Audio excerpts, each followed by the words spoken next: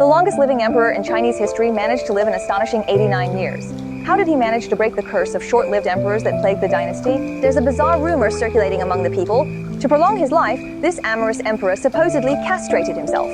Is this just a baseless rumor, or is it the extraordinary price of longevity? Today, let's dive into the unorthodox rumors about Qianlong's longevity. The idea of cutting off one's roots and self-castration sounds shocking at first. Let's start with historical records. In official histories like the draft history of Qing, there's no mention of anything about Qianlong's health. It's important to know the emperor's health was a matter of national importance. Such a world-shattering surgery, if it really did happen, would almost certainly leave traces in the meticulously recorded archives of the Qing court. The rumor might be related to some of the actions taken by Qianlong in his later years.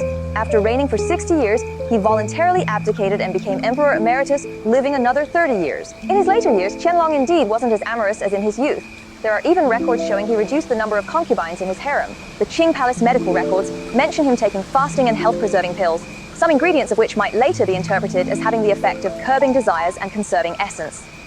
Medically, male hormones are related to metabolism. However, it is not the only factor leading to aging, and the so-called curbing desires to delay aging is not an absolute scientific conclusion. Moreover, ancient medical technology was limited, and such a major surgery would have been extremely risky. Given Qianlong's status and position, it's unlikely he would take such a risk.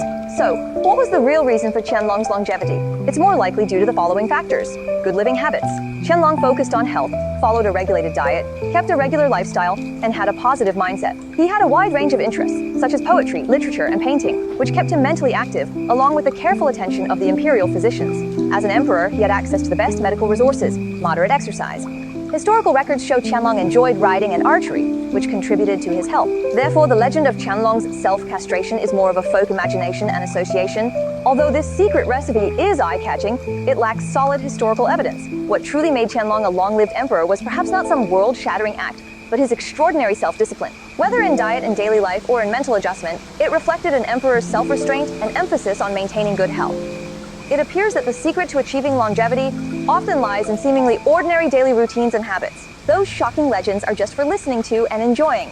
True health and longevity ultimately depend on our own accumulation of good habits and persistence in maintaining them. What do you think? Feel free to leave your thoughts in the comments section.